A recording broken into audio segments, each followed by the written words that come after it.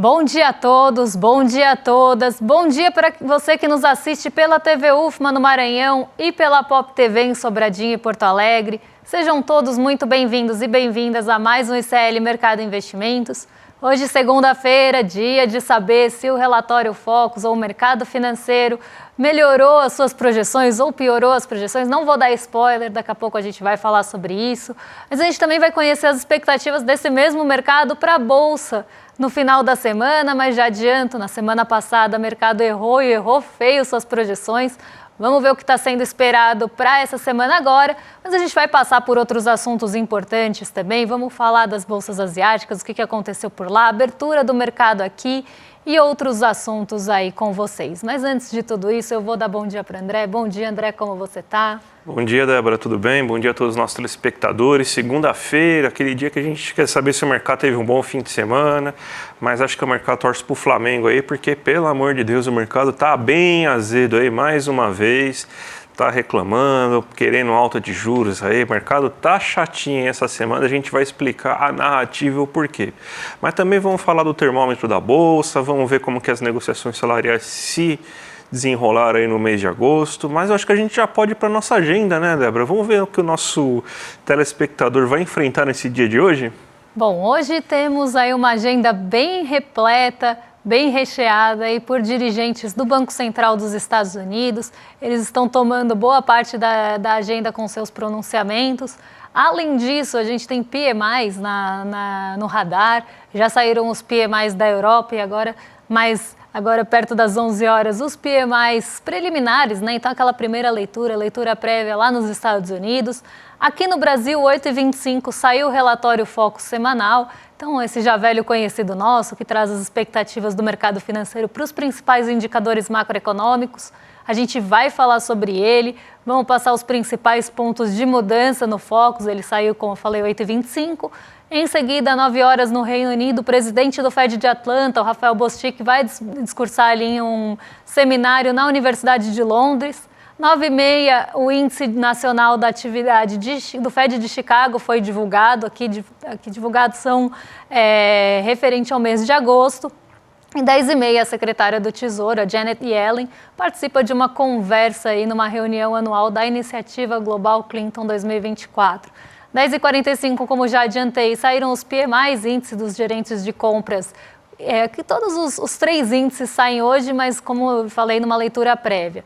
Industrial, composto de serviços dos Estados Unidos, lembrando que não está aqui na agenda, mas a zona do euro e Reino Unido já divulgaram o índice dos gerentes de compras e eles acabaram frustrando as expectativas, então isso trouxe um pouco de dúvida em relação à atividade econômica da Europa de uma forma geral. E às 11 horas, a gente tem aí o Ministério do Planejamento e Orçamento detalhando uma coletiva daquele quarto relatório bimestral da avaliação das receitas e despesas que saiu na sexta-feira. Em seguida, a gente tem Fed de Chicago, aí, dirigente do Fed de Chicago, participando de uma conferência anual da Associação Nacional de Tesoureiros Estaduais, presidente do Fed de Minneapolis, participando de um evento lá em Kansas City. Então, como eu falei, hoje vários dirigentes do Banco Central dos Estados Unidos participando aí de outros eventos e pronunciamentos que devem ficar no radar, até pelas incertezas criadas na condução de política monetária dos Estados Unidos. 15 horas sai a balança comercial semanal, também velha conhecida nossa, na agenda da segunda-feira, e a diretora do FMI vai participar de um summit climático promovido pelo Washington Post. Já no fim do dia, o Japão divulga os seus índices dos gerentes de compras, então industrial, composto de serviços, na leitura preliminar ainda. Então aqui esses dados que vão tomar mais a agenda realmente são os PMIs preliminares, para já trazer um termômetro do que esperar dos principais indicadores que vão sair só no comecinho do mês que vem. E a agenda bem repleta aí de dirigentes do Fed, do Banco Central dos Estados Unidos, que estavam em silêncio até a semana passada e agora voltam a se pronunciar. Vamos então já começar nosso giro de mercado, Débora, que tem a notícia que a gente sugere aí todo dia para vocês já saberem aí o que aconteceu, o que pode acontecer, o que vocês podem esperar nesse dia de hoje aí.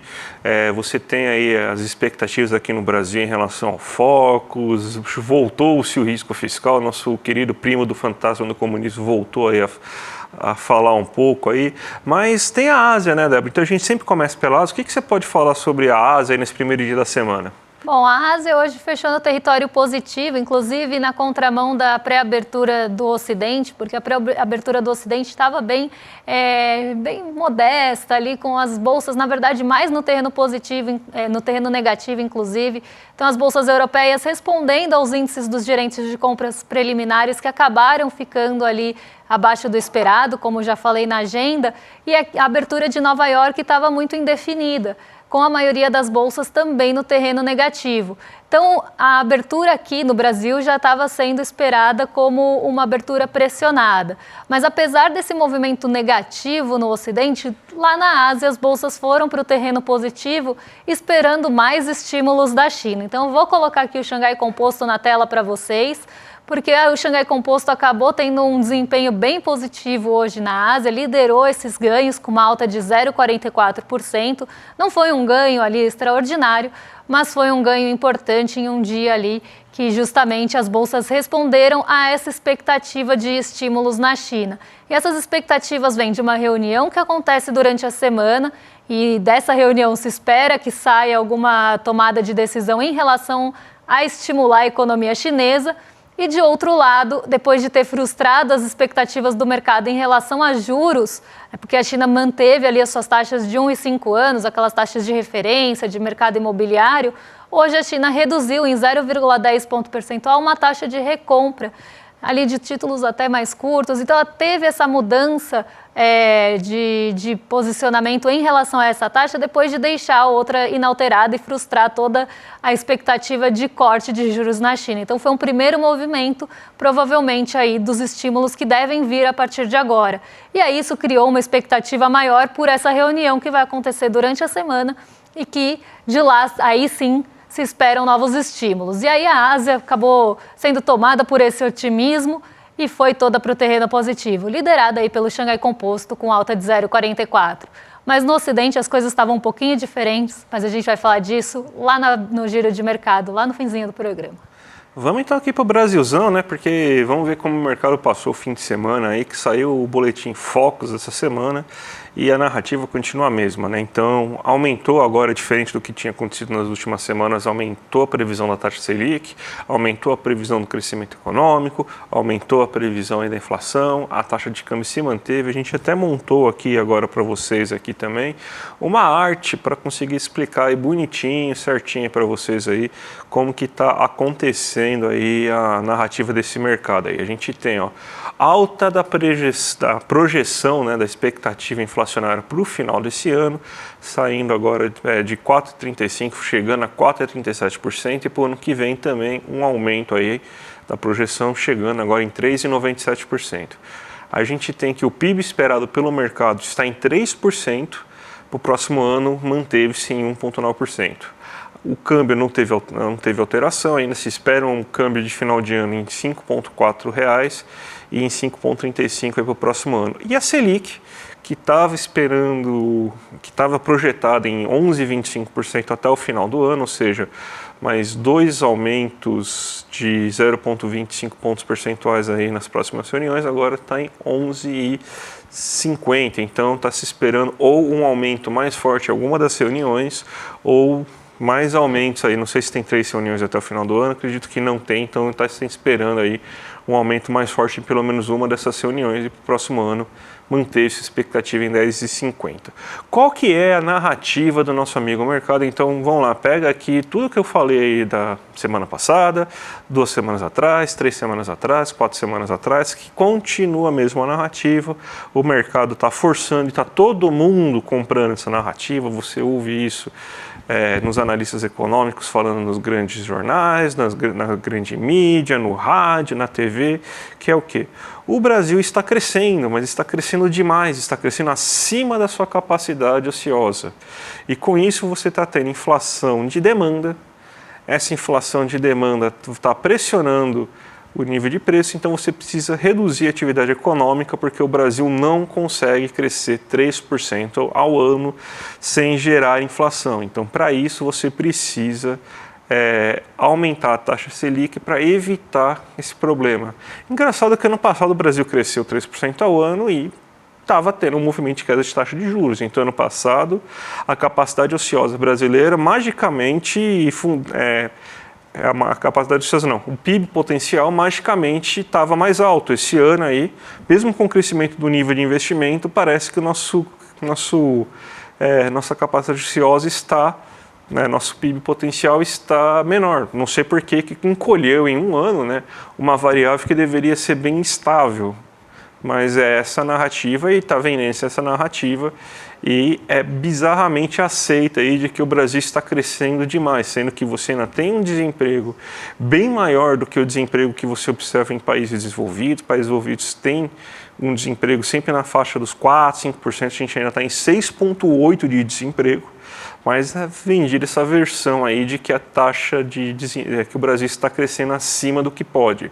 O que eles estão fazendo é o seguinte, eles sabem que vai ter pressão inflacionária no final do ano, e essa pressão inflacionária está vindo por problemas climáticos, está aumentando aí o calor, a gente passou o mês de setembro aí, que está até agora horrível, fuligem, queimadas, o ar com uma qualidade terrível, e isso aí vai reduzir a oferta de alimentos e você pode ter pressão de alimentos até o final do ano.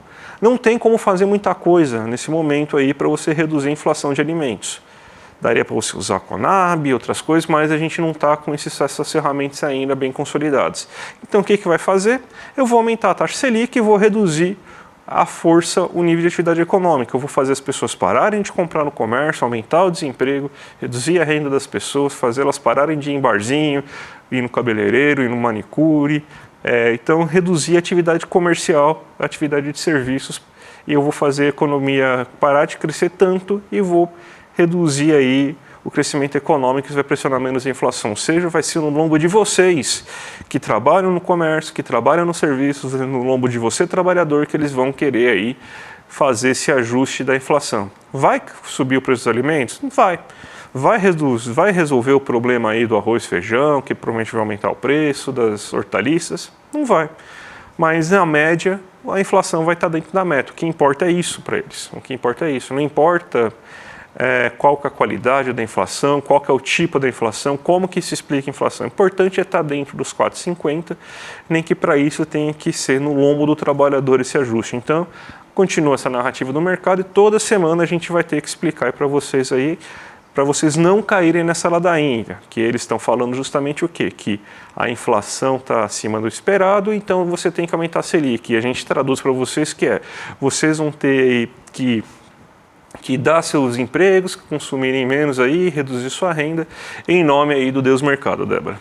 Exatamente. E essa pressão não vem de hoje, como a gente vem falando há bastante tempo, ela está sendo construída ali pouquinho a pouquinho, semana após semana. E a gente vem tratando isso desde maio, que vê essa construção mesmo sendo feita, tanto nas taxas de juros futuras, que voltaram a acelerar na sexta-feira. Agora o Focus, ele acaba cravando isso, então as taxas de juros já vinham aumentando ali há bastante tempo. Tiveram um pouco de arrefecimento, mas voltaram ali para o patamar acima de 12% em vários vencimentos.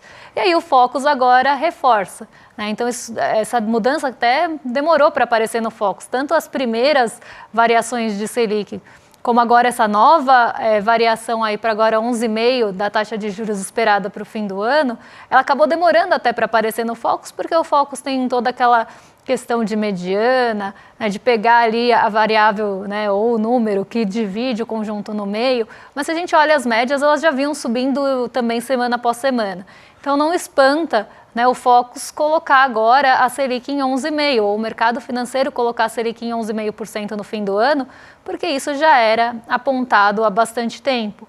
Então aqui a gente vê essa narrativa realmente se concretizando pouco a pouco e ficando enraizada, inclusive, na cabeça das pessoas que vão escutar esses noticiários, vão conversar lá no banco e vão escutar a mesma história. E aí, isso vai sendo reforçado também nesse imaginário das pessoas de que, sim, estamos crescendo acima do nosso PIB potencial. Alguém, em algum momento, brevemente, parou para questionar como é calculado o PIB potencial e por que mudou, aí como o André falou, de um ano para o outro? Em algum momento alguém parou para pensar nisso? Porque a grande grande construção aí dessa ideia, né, que vem muito dos economistas mais ortodoxos, dos neoliberais, é que a gente não tem que crescer acima do PIB potencial, a gente tem que deslocar a curva do PIB potencial. Mas muita gente não sabe nem explicar isso, é como as expectativas desancoradas ou o risco fiscal que as pessoas ficam repetindo, às vezes sem questionar o que estão falando. Então essa questão do PIB potencial para mim entra nessa cesta. Tá todo mundo falando, a gente está crescendo acima do PIB potencial, mas ninguém nem chega a questionar o que é o PIB potencial. Muita gente nem sabe, só está ali repetindo em todos os noticiários e tudo mais. Então aqui acho que a gente tem que também ter esse papel de tentar entender e tentar questionar isso para não reforçar realmente essa narrativa que, como eu falo sempre, é tijolinho por tijolinho. Ela não é construída do dia para a noite. Ela vem ali de uma série de outros fatores. Vamos então falar agora do que o mercado espera em relação à Bolsa essa semana, Débora. Você montou aí as artes aí pra gente aí, né? Então, o mercado tá bem pessimista, vai. Não tá achando muita coisa. Ou vai ficar no 0 a 0 ou vai perder, né? Exatamente. Estão mais pessimistas que na semana passada. E semana passada a gente tinha decisão de juros em vários países e tinha um potencial enorme realmente da nossa Bolsa ir para o terreno negativo. Por quê?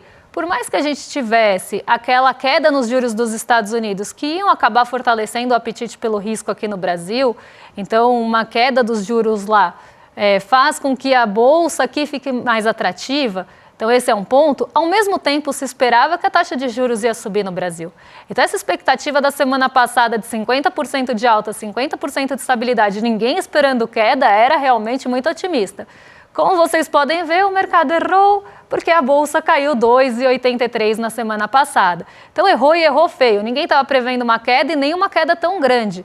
Dos dias da semana passada, o único que a gente conseguiu ficar no terreno positivo foi na segunda, com uma alta de 0,18%. Não foi nenhuma alta ali super pungente que pudesse compensar o restante da semana. Não foi o que aconteceu. E o mercado estava esperando realmente alta ou estabilidade, que a gente fosse ficar pelo menos no 0 a 0, que não foi realmente o que aconteceu. E por que eu falo que num cenário de alta de Selic, essa expectativa era desafiadora?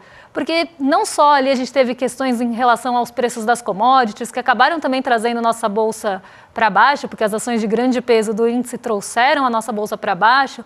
Essa expectativa de alta da Selic aqui no Brasil leva mais o dinheiro para a renda fixa do que para a renda variável, para o risco. E é isso que a gente chama de falta de apetite pelo risco. Em um cenário que você pode ganhar mais na renda fixa, você não vai querer colocar o seu dinheiro em risco. E isso permeou a semana passada toda. O mercado, nossa Bolsa acabou sofrendo bastante e o dólar acabou se fortalecendo frente ao real no finzinho da semana. Por mais que a gente tenha tido ali o real fortalecido durante boa parte da semana, no fim da semana isso inverteu. E o real voltou a cair, voltou a desvalorizar frente ao dólar, porque tem uma grande incerteza em relação à condução da política monetária nos Estados Unidos. Então temos um novo capítulo do Dia da Marmota, que é a continuidade ou não desses cortes e a magnitude ou não do próximo corte dos Estados Unidos. E isso, em dúvida, faz com que o mercado não tenha ali, né, um posicionamento, um direcionamento muito realmente estabelecido. Então, fica ali uma dúvida, uma incerteza, e isso fez com que o dólar se valorizasse frente a várias moedas, inclusive moedas emergentes. Então, esse movimento, né, também de um dólar mais fortalecido acabou penalizando de uma forma geral, e até imagino que vocês têm essa dúvida, por que o dólar subiu no fim da semana passada. O real ele acabou se fortalecendo por 7 dias seguidos. E aí ele chegou num patamar que falaram, não, eu acho que desse ponto não passa mais, que seria o piso ali perto dos 5,40. E aí ele voltou a se fortalecer, o dólar, no caso, voltou a se fortalecer frente ao real, diante de toda essa incerteza em relação ao próximo corte nos juros dos Estados Unidos, já que o Jerome Powell não deu nenhum direcionamento mais nítido. Então ontem, olha só, na semana passada a nossa Bolsa sofreu por isso. Nessa semana, a gente tem uma expectativa dividida ali entre estabilidade e queda, então o mercado financeiro, os agentes do mercado financeiro esperam que ou a gente fique no 0 a 0 ou a Bolsa vá para o terreno negativo de novo, e 25% dos respondentes acham aí que a gente pode ter uma alta recuperando a semana passada. Mas um desafio bem grande, até porque várias commodities que dão suporte à nossa Bolsa, como o minério de ferro, voltaram a cair, e hoje caíram 4,5%, mas isso também é assunto para daqui a pouquinho, porque a gente vai falar de renegociação salarial agora e vamos ver que teve reajuste acima da inflação, né, André? Exatamente. Na maior parte. Exatamente, né? A maioria esmagadora, né, que a gente estava tentando montar na nossa tarja hoje, né, conseguiu um reajuste salarial acima da inflação. A gente tem até uma arte aqui que a gente montou aqui para mostrar para vocês aí como que foi esse reajuste. Ó. Você vê aqui que só 10% aí aconteceu de reajuste abaixo da inflação nesse mês de agosto, sendo que 86,7% aconteceu acima da inflação do INPC, né, e 3,3% igual à inflação. A gente tem ainda outro gráfico para mostrar aí que é por setor, né, também. Vamos lá ver no setor. No comércio você tem a menor parte aí, que é de 77%, 20,6% é igual ao INPC e 2,4% abaixo do INPC. Na indústria é 87,9% acima do INPC, 9,2% igual ao INPC e 2,9% abaixo do INPC. Os serviços, 86,77% acima do INPC e só 4% abaixo. Ou seja, o que a gente está tendo aí, basicamente, é o seguinte, que os setores com maior quantidade, com maior organização sindical estão conseguindo ir melhor. Então, você tem aí esse ano, primeiro, que muito das negociações salariais, a maior parte delas, mais de 86%, estão acontecendo acima da inflação, e os setores com maior organização trabalhista estão conseguindo aí ter um resultado muito bom aí, conseguindo ficar acima da média aí nesse final. E vamos fazer aqui o nosso giro, né? Já que tem boas notícias aí das renegociações, vamos falar do giro, porque hoje tem bastante coisa acontecendo aí no mercado e a gente vai explicar isso para vocês e tem muito a ver do que eu estava falando até agora no termômetro da Bolsa. Porque o DI Futuro 32, que vocês estão vendo aí na tela, DI Futuro 32, só para explicar para vocês o que é. Tá, o DI Futuro é uma expectativa dos juros para aquele vencimento e nesse caso a gente está falando da expectativa dos juros em 2032. Então lá em janeiro de 2032, quanto o mercado acha que vai estar a taxa Selic ou a taxa DI, né, que aqui é a taxa de referência que a gente usa e por isso as negociações futuras são feitas com base no DI. O DI Futuro estava em 12,32 na sexta-feira. Ele abriu em 12,55 e agora ele está em 12,51. Então, isso quer dizer que o mercado financeiro, ou as pessoas que negociam taxas de juros futuras, estão esperando que lá em 32 a taxa esteja em 12,51. Isso também baliza várias outras taxas. Então, por exemplo, aquela taxa pré-fixada que você aplica no Tesouro Nacional quando você vai comprar seu título pré, normalmente segue muito de perto a taxa DI futura. Então, se a gente pegasse um título, é que não tem esse vencimento em si. Mas se a gente pega outra taxa DI futura, por exemplo, 2031 ou 2027, a gente vai ver que a taxa que está sendo negociada ali no mercado de juros futuros é muito parecida com a taxa que está sendo ofertada lá no Tesouro Nacional naqueles títulos. Por quê? O Tesouro ele não é bobo, ele não vai pagar mais do que o mercado acha que vai estar a taxa, mas ele também não paga menos porque ele precisa ser atrativo para atrair recurso. Então a gente vê esse DI futuro subindo dia após dia, depois da reunião do Copom, e o mercado aqui exercendo uma pressão para que suba juros. Então o mercado não está contente, não foi suficiente a última alta, tanto que o Focus está mostrando uma taxa terminal em 11,5%. Então não foi suficiente, o mercado quer mais juros, o mercado quer uns juros mais altos. Hoje a gente viu, inclusive de manhã, não trouxe aqui para vocês, mas pouquinho antes de entrar no ar eu estava lendo uma notícia que voltava a falar ali do risco fiscal, porque o Haddad mudou o contingenciamento de gastos de 15 bilhões para 13,3 bilhões, justamente porque teve ali uma melhora nas contas públicas, segundo o próprio ministro. E aí o mercado financeiro já começou a chiar, então vamos largar a mão do fiscal, né? Não, vai ter risco fiscal. E aí começa essa pressão também por esse lado, porque se vai ter risco fiscal, o risco país vai aumentar, e se o risco país vai aumentar, a gente tem que pagar mais juros. E aí volta naquele ponto que eu estava falando, quando a gente falou do ranking, né, de taxa de juros real. Que risco fiscal é esse? Que um contingenciamento menor de gastos não dá nem 2 bilhões, dá 1,7. Que risco é esse tão grande que deixa a gente só atrás da Rússia em risco e risco de você deixar o dinheiro no país? Porque é isso que a gente está falando. Se o juros real aqui do Brasil só menor que o da Rússia, estava querendo dizer que todos os outros países têm menos risco que o Brasil e o Brasil só tem menos risco que a Rússia, que está ali num esforço de guerra sofrendo várias sanções. Então, assim, que risco fiscal é esse? É o que eu sempre pergunto, que o mercado pinta tanto para levar uma taxa de juros futura de 32 para 12,52 com uma alta de 1,62%. Isso é pressão também para continuar essa escalada dos juros no curto prazo. E isso vem refletindo em todos os vencimentos, não é só no 32. Se a gente for pegar os vencimentos mais curtos, eles responderam a isso, e os mais longos, que aqui a gente pega o 32 de exemplo, né, porque a gente está falando basicamente aí de 8 anos para frente, é um médio prazo, não é tão longo assim, mas aqui é já uma alta de 12,52 de taxa. Imagina o que está acontecendo nos curtos também. As treasuries também estão subindo hoje, elas passaram 2 semanas praticamente só arrefecendo, então os títulos de juros dos Estados Unidos estavam caindo durante 2 semanas, o que não aconteceu com o nosso DI futuro, tá? O nosso DI futuro não está subindo porque passou 2 semanas em queda. O DI futuro passou vários dias em alta também na semana passada e na semana anterior.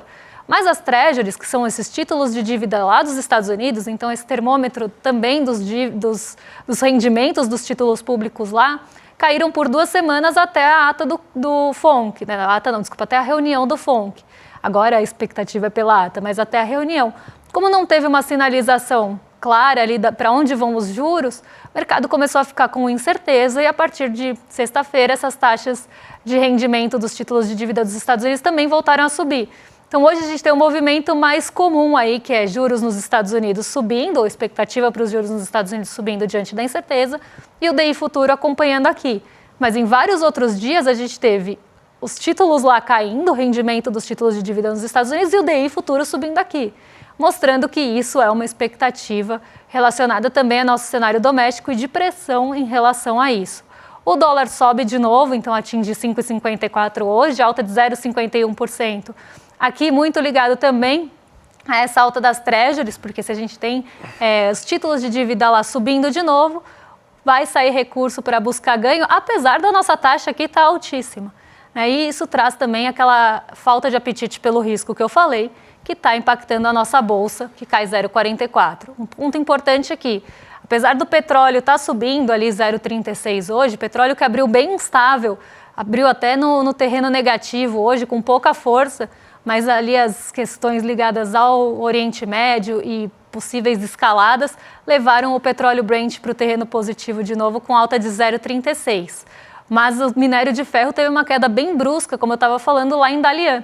Então, lá em Dalian caiu 4,5% o preço do minério de ferro, o que penaliza muito o setor metálico aqui no Brasil, que tem um peso enorme na nossa bolsa. Então, na sexta-feira a gente já viu isso acontecer e hoje a gente está vendo de novo. Aqui eu estou falando de Vale, CSN, Gerdau, Uzi Minas, enfim, todas que caíram na sexta-feira continuam trazendo esse pessimismo em relação ao minério de ferro. E o DXY sobe também, então dólar frente a pares, isso porque lá na Europa os índices dos gerentes de compras acabaram decepcionando um pouco e o dólar voltou a se fortalecer frente a euro e frente à libra. Então, um movimento também de apreciação do dólar frente às moedas pares, mas não tão brusco quanto o real, porque o real caiu por mais dias seguidos também. Tem esse ponto que a gente precisa pesar. Lá em Nova York, as bolsas sobem, ali em torno dos 0,33%, 0,3%, mesmo com os títulos de dívida subindo nos Estados Unidos. Essa alta das treasuries tinha, inclusive, potencial para diminuir esse ganho em Nova York, mas não foi o que aconteceu. Por lá a gente continua naquele otimismo em relação à última reunião do FONC.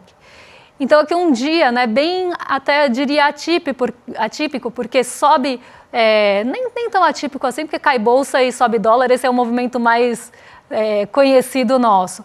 Mas essa questão dos títulos de dívida aqui no Brasil estarem escalonando, eu acho que merecem atenção justamente por toda essa pressão em relação a risco fiscal e em relação aí pressão realmente de alta, escalada de juros do mercado financeiro aqui para o Brasil. Isso não vem também sozinho, porque o dólar também ajuda nesse cenário. Então, o dia hoje aí bem marcado por essa alta do DI futuro aqui. Débora, dia 29 a gente vai ter uma grande live aí, o lançamento do livro do Gessé Souza aí, que é o Pobre de Direita aí, que o Edu Moreira ainda vai participar. Todo mundo conhece aquele amigo lá que reclama da taxação dos mais ricos. Aliás, o vídeo que a gente fez de taxação dos mais ricos lá continua tendo gente aí defendendo aí mais rico aí que não pode pagar imposto, que acredita que acabar com o direito trabalhista vai melhorar as coisas, que reclama de sindicato, reclama de programa social. É aquele cara aí que vota basicamente no grande empresário ou aquela história da barata que vota no chinelo, né? Então, você quer entender esse fenômeno? Vai participar da live aí que a gente vai montar aqui no domingo, dia 29 de setembro, às 8 horas da noite, o Pobre de Direito. Se inscreve aqui no link clmercado.com.br, que está aqui embaixo, e vocês vão ver aí como que entender esse fenômeno aí. Eu tenho certeza que vai ser mais uma live imperdível, se falando ainda de Gessé Souza, né, que é um grande nome da sociologia aqui, nosso patrono aí, do ICL, né? E agora vocês ficam com o Rolê ICL, com o William de Férias. Então temos Gabi Varela e Guga Noblar com vocês, mais que excelente companhia. E a gente volta amanhã para trazer os principais pontos para vocês do que mexe com o nosso bolso, com os mercados e o que vocês precisam saber. Um beijão e até lá. Até mais, gente. Tchau, tchau. Olá.